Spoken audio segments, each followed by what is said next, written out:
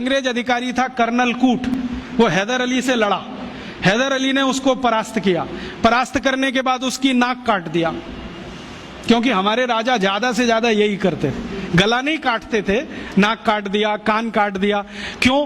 क्योंकि नाक कटना ही बहुत बड़ी बदनामी होती थी। तो नाक काट दिया उसका।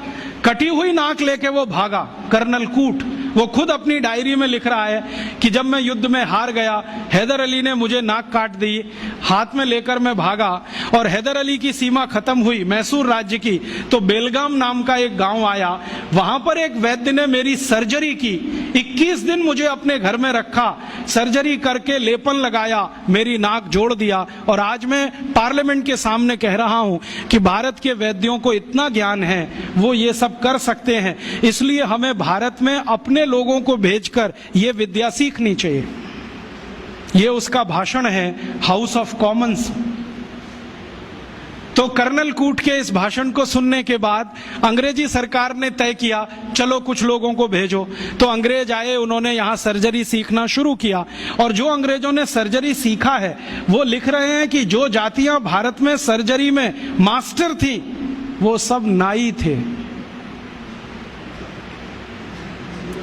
नाई समझते हैं? बाल काटने वाले।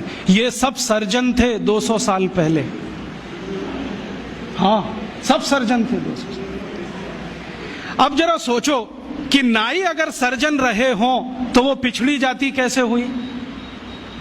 अंग्रेजों ने उनको 1881 के सर्वे में पिछड़ी जाति घोषित किया। उसके पहले इस देश में नाई कभी भी पिछड़ी जाति में नहीं थे। 1881 में सेंसस हुआ सबसे पहला, और आज तक वो चल रहा है, हर 10 साल में होता है जनसंख्या का गणना। अंग्रेजों ने पहली गणना में नाइयों को पिछड़ा वर्ग में डाल दिया। और एक अंग्रेज कहता है कि ये अच्छा ही है, क्योंकि ये विद्या में इतने ऊंचे हैं, अगर इनको नीचे नहीं लाओगे ये गुलामी कभी स्वीकार नहीं करेंगे। और आज हमारी सरकार भी उनको पिछड़ा ही कहती है।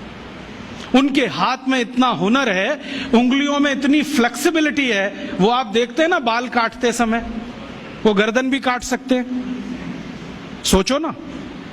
और इतनी सफाई से उस तरह चलाते हैं, उस तरह से वो किसी ट्यूमर को भी काट के निकाल सकते हैं। ये सब बहुत बड़े सर्जन रहे। और आज से 200 साल पहले के दस्तावेज बताते हैं कि कांगड़ा और उसके आसपास, कुर्ग और उसके आसपास, मैसूर और उसके आसपास जितने सर्जरी सिखाने वाले केंद्र थे, उन सबके आचार्य नाई ही थे जातियों। ये सब सर्जन थे।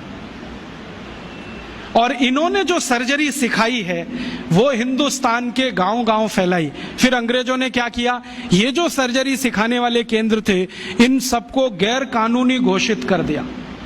एक कानून बनाया जिसका दुर्भाग्य से नाम है इंडियन एजुकेशन एक्ट। उसमें इंडियन कुछ भी नहीं है, नाम उसका इंडियन एजुकेशन एक्ट। उस कानून में उन्होंने ये तय किया कि भारतीय विद्याओं को सिखाने वाले जितने भी केंद्र हैं वो सब गैर कानूनी। तो उन पे ताले डलवाए गए, नहीं डाले तो मरवाया गया, उनको आग लगवाई गई, कितने लोगों को जिंदा जला दिया। वो कहानी सुने तो आपकी आंखों से आंसू निकल आए। ये अत्याचार 100 साल हुआ, उसमें ये विद्या खत्म हो गई। और फिर बेईमान अंग्रेजों ने क्या किया कि यहां से सर्जरी सीखा और उनके अपने रिकॉर्ड्स में वो सब है। हिंदुस्तान को ये बताया कि देखो हम तुम्हें वापस सिखा रहे हैं।